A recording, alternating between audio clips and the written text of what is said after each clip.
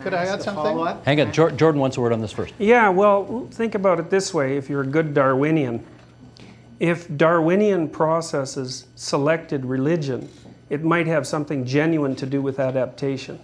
Right? I mean, this is a scientific conundrum, in my opinion. If we're hardwired for religion, unless you think Darwinian processes were by some criteria in error, we were selected through Darwinian processes to have faith. It doesn't make them true. But it depends on what you mean by true. Factual. I don't mean that. It's not a problem. The point is that believing and having faith is a way of giving an explanation to a series of arbitrary events that makes it much less scary. No, it's a way of adapting to reality, and that's what Darwin selects for.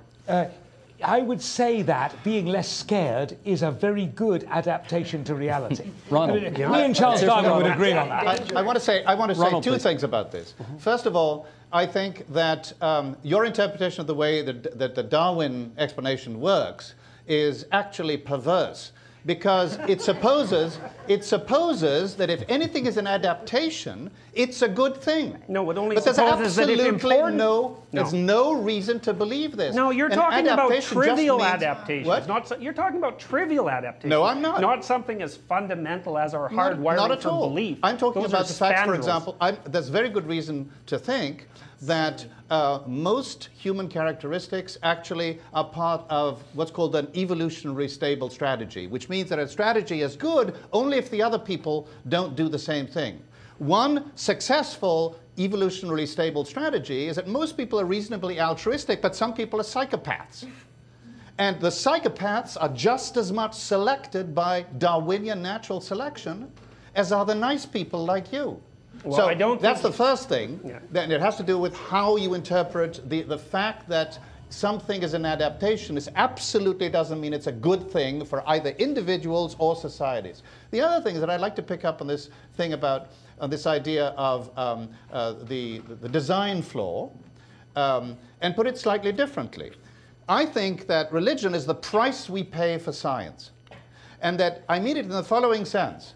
The human characteristics that you've described is the capacity to think up explanations for what is perceptible in terms of what is invisible, what lies behind it. And both science and religion do this, and if we didn't have that capacity, we would have neither.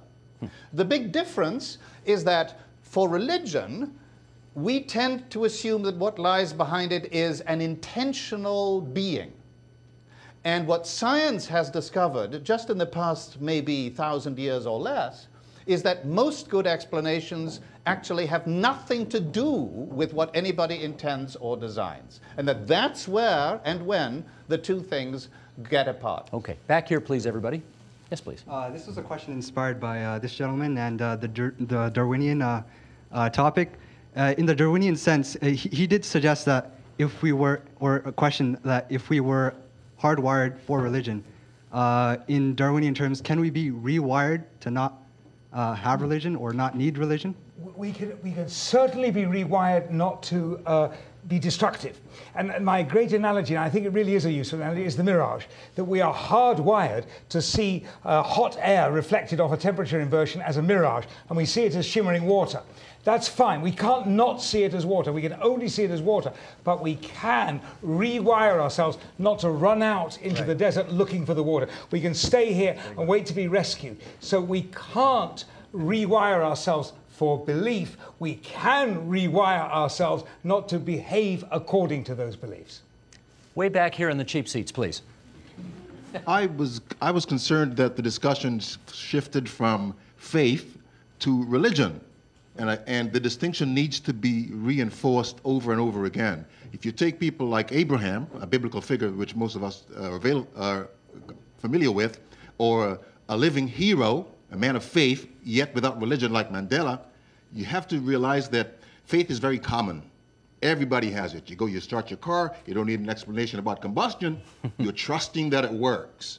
The same thing applies for our children who we teach to dream, to go beyond what's visible, what's even common or traditional. And I'll pick two figures from Scripture who show us that it's It's that track of going beyond what's traditional. You pick a man like Peter, who was told to go deal with Gentiles, and he said, "Not so, Lord." Or if you pick a man like Abraham, who was told to go kill your son, and he made every effort to do it and was rewarded with a vision of something better, which is the picture of Messiah, where we are taught that God would give his son, and Abraham got a picture of that and became a far better person than anybody else on the planet. You got a question coming out of this, or anybody you want anybody to talk Yes, the to? question is, why did we shift from religion, from faith to religion? I'm not quite sure which is which. Because faith is a personal thing. Everybody has it. Everybody has it. From people who, as I said, get on a bicycle, you don't have to be able to explain the mechanics, Okay. the physics. Okay, let me but hear you from do Matt it, on this. And you trust, and you're successful. And Okay. some people can become very good bike riders. Let's get a response on this. Nada, anything you want to respond to on this? Well, in that simple sense, we all have to trust beyond our knowledge and our control. What I personally have sought for religion is not to be right, because I'm repelled by most of the exclusive truth claims of religion and so on. It's a tradition and a structure for talking about things that involve transcendence, that involve something beyond the cognitive emotional split. Simple as that.